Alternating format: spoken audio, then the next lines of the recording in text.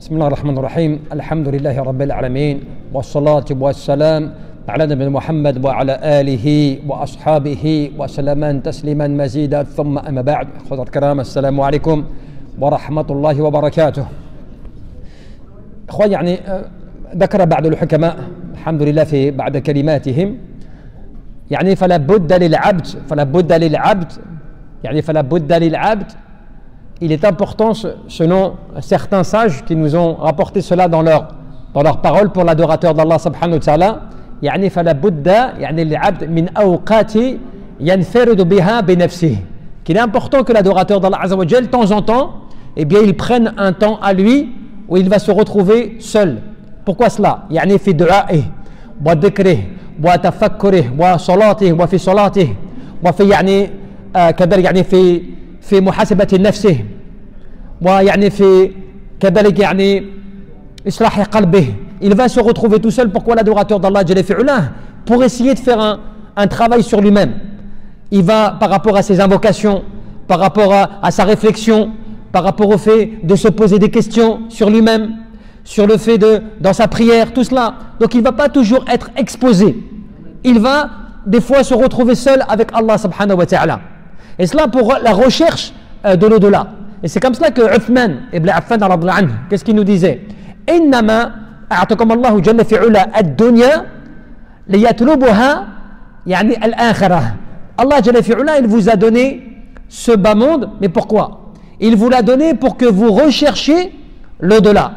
Wala yu'takumuha litarku ilayha. Mais il ne vous l'a pas donné, il n'a pas donné ce bas monde, ou que vous profitiez de ce bas monde pour délaisser l'au-delà. Vous voyez un petit peu la parole de sagesse de Uthman, min kabar as-sahaba, min al-khulafa ar-rashidin, parmi ceux qui étaient des grands compagnons, parmi ceux qui étaient les rapprochés d'Allah Jalla fi'ulah. Eh bien eux, ils te disent, attention que tu prends ce bas monde, tu utilises ce bas monde comme si quelque part c'était un cadeau dans lequel tu dois profiter sans réfléchir. Au contraire, prends ce bas monde mais en recherchant l'au-delà. Et ne prends pas ce bas monde en délaissant l'au-delà. Et c'est comme cela que te disait Ba'd al-Hukama. Qu'est-ce qu'il te disait? Afatul abd yani ridahu an nafsih. Le début de la perte, tu sais, le début de la perte de la personne, ça va être quoi? Au moment où il commence à être satisfait de lui-même. Dès que tu commences à être satisfait de toi-même, que tu penses que alhamdulillah, je suis un bon musulman, je suis un bon croyant, je suis muttaqi, je suis pieux, tout cela et tout, déjà là tu te mets en risque. Tu te mets en risque. نعم يعني ومن نظر إلى نفسه يعني باستحسان شيء منها فقد أهلكها.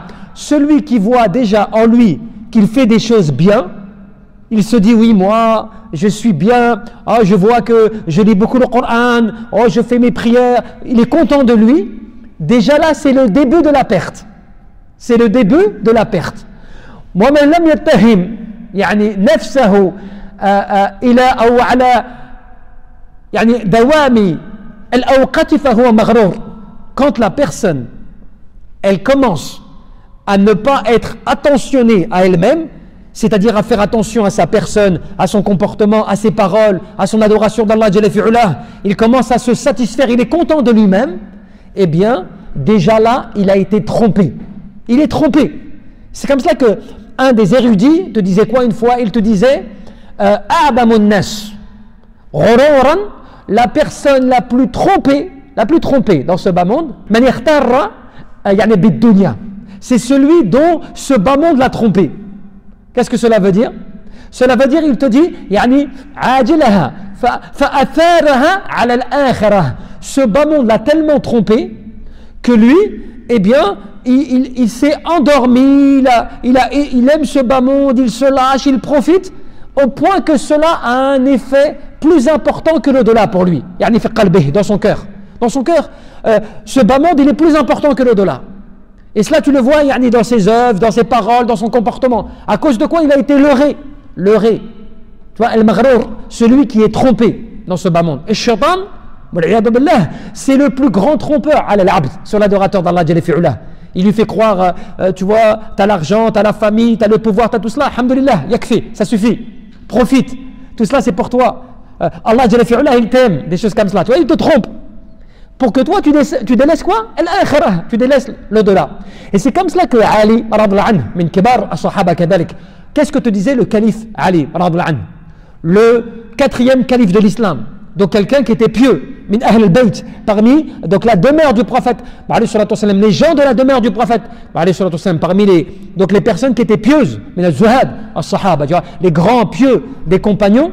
Eh bien regardez sa réflexion. Qu'est-ce qu'il disait? Il disait anna dunya, ce bas monde, qad artarahat mudbirah, eh bien il est déjà en train de vous quitter, wal akhirah muqbilah, et l'au-delà est déjà en train de venir à vous. Qu'est-ce que cela veut dire? Chaque jour qui passe, chaque jour, hein, déjà tu es en train de quitter ce bas monde. Et chaque jour qui passe, l'au-delà est en train d'arriver vers toi. Mais c'est quoi l'au-delà qui arrive vers toi? Al-maut. C'est le maut, c'est la mort. D'accord? Et qu'est-ce qu'il te disait? Et chaque monde, al-akhirah et ce bas monde et l'au-delà ont des enfants, si on peut dire comme cela. C'est comme une métaphore. Ce bas monde et l'au-delà ont des enfants. فَكُونُوا مِنْ أَبْنَاءِ الْآخِرَةِ وَلَا تَكُونُوا مِنْ أَبْنَاءِ الدُّنْيَا. Soyez des enfants de l'au-delà. Ce qui veut dire, soyez de ceux qui ont compris leur rôle, soyez de ceux qui sont la progéniture de l'au-delà. Ne soyez pas les enfants ou la progéniture de ce bas monde. Mais pourquoi? فَالْيَوْمْ عَمَلٌ وَلَا حِسَابٌ وَغَدًا حِسَابٌ وَلَا عَمَلٌ. أو كما قال الإمام أحمد رحمه الله عليه الدنيا دار عمل والآخرة دار جزاء فمن لم يعمل هنا ندم هناك. Tu vois, c'était la réflexion de base. Quand tu réfléchis, tu analyses, tu vois comment ce qu'ils pensaient, ses compagnons, les meilleurs de ceux qui nous ont devancés, hein. Ils étaient les meilleurs. Le meilleur pour les gens. Comment est-ce qu'ils ont fait pour réussir? Pour que Allah Jalla fi'ulah, ils disent d'eux, radallahu anhum wa radu an. Ils ont été agréés et ils l'ont agréé. C'est parce qu'en fait, eux, ils avaient compris. Et qu'est-ce qu'ils te disent? Après avoir dit tout cela, ils te disent, aujourd'hui, c'est le monde dans lequel toi tu dois œuvrer, mais tu n'es pas jugé. Là, actuellement, tu es en train d'œuvrer, mais tu n'es pas jugé. Et demain, tu seras jugé sans pouvoir œuvrer. Et te disait donc l'imam Ahmad, qu'est-ce qu'il te disait? Ce bas monde, c'est la demeure des actions. Et l'au-delà, c'est la demeure de la récompense. Celui qui n'aura pas œuvré dans ce bas monde, il va le regretter là-bas. Et alors maintenant, comment je fais pour comprendre cela? Comment je fais pour que moi, mon cœur, à moi, il arrive à se connecter comme cela, pour ne pas perdre le nord, comme on dit, tu vois, comme le GPS, ma direction, pour ne pas dévier de mon chemin. Comment est-ce que je fais? Eh bien, il y a un principe, al-istiqamah, la rectitude. Au point que Ibn Rajab, il te disait quoi? Istiqamatul qalb, la rectitude du cœur. La rectitude du cœur. Et cela, tu l'as dans le Coran. Lorsqu'Allah Jalla fi'ala te dit Inna alladhina qalu rabbuna Allah thumma istaqamu fala khawfun alayhim wa lahum yahzanun. Certes, ceux qui disent Allah est notre Seigneur, et ensuite qu'ils se tiennent sur la rectitude, la droiture. Pour eux, pas de crainte et pas de tristesse. C'est quoi? Fala khawfun alayhim wa lahum yahzanun. Cela veut dire la tristesse. Quand tu vas quitter ce bas monde, tu ne seras pas triste.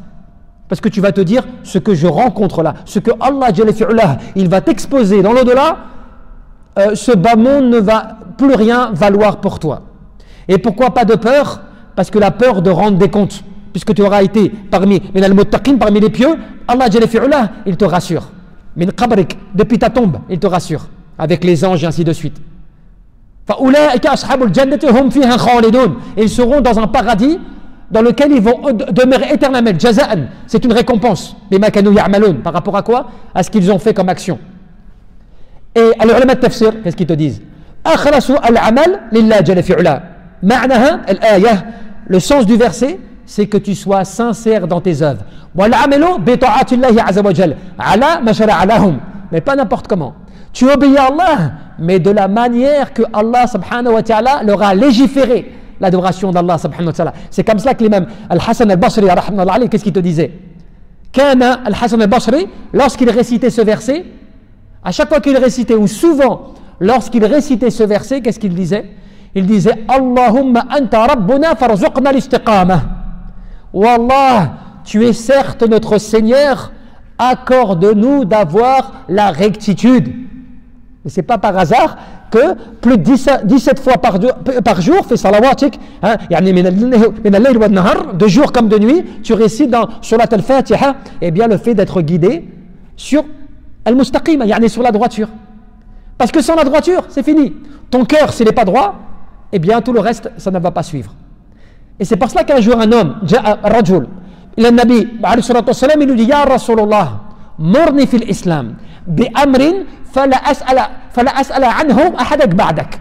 Regardez cette question. Regardez cette question. Un homme, Rajul, il vient voir le prophète, il dit, Ya Rasulallah, donne-moi un conseil, une chose concernant l'islam, que je ne puisse demander à personne d'autre après toi. C'est-à-dire que si je te pose cette question, la réponse que tu vas me donner, j'aurai plus besoin de demander à quelqu'un après toi. C'est une question, tu te dis, subhanallah, c'est une grande question.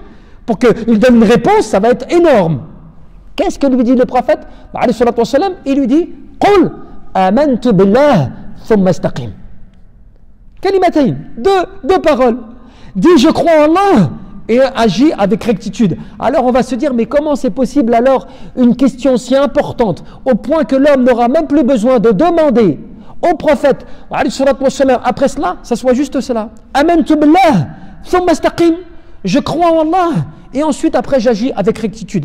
Parce qu'en fait, tu sais, al-uqul, al-salima, al-sahaba, la raison saine des compagnons, ils avaient compris que lorsqu'ils disaient amantu billah, je crois en Allah, cela veut dire tawakkul ala Allah azza wa jal. C'est le fait de s'en remettre totalement à Allah azza wa jal. C'est-à-dire, tu ne demandes à plus personne. Tu n'espères plus le secours de qui que ce soit. Tu as besoin de quelque chose, tu demandes à Allah. Tu as peur, tu ne crains que d'Allah. Tu espères, tu n'espères que d'Allah. Tu veux quelque chose, tu ne demandes que Allah azza wa jal. Idha sa'alta fas'alillah. Idha sta'anta fasta'in billah. Tu vois, tu n'es que dans cela. Tu ne demandes à plus personne. Donc eux, ils avaient compris quoi? Qu'est-ce que voulait dire croire en Allah? Et c'est quoi la différence avec nous? Eh bien aujourd'hui, tu as des gens, ils disent, moi je crois en Allah. Il ne prie pas, il ne jeûne pas, il fait de la sorcellerie, il ment, il trompe, il trahit, toutes les caractéristiques mauvaises. Et quand tu parles avec lui, il dit, amantu billah, je crois en Allah. Mais tu crois en Allah sans savoir ce que veut dire cette parole. Alors que les Sahaba, ils avaient compris. Quand tu dis amantu billah, je crois en Allah, aman billah, wa bi kutubih, wa bi rasulih, wa bil yawm al-akhir.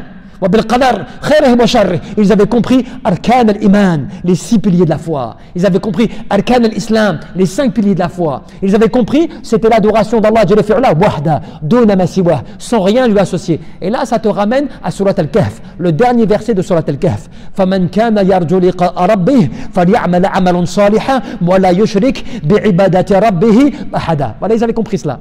Celui qui espère rencontrer Allah, celui qui désire, il espère rencontrer Allah, eh bien, qu'il fasse des bonnes œuvres et qu'il n'associe rien dans son adoration à Allah. Tu vois, eux, ils avaient compris qu'est-ce que ça voulait dire. Et l'istiqamah, la droiture, cela, ils l'avaient compris. C'est comme ça que Ibn Taymiyyah, qu'est-ce qu'il te disait?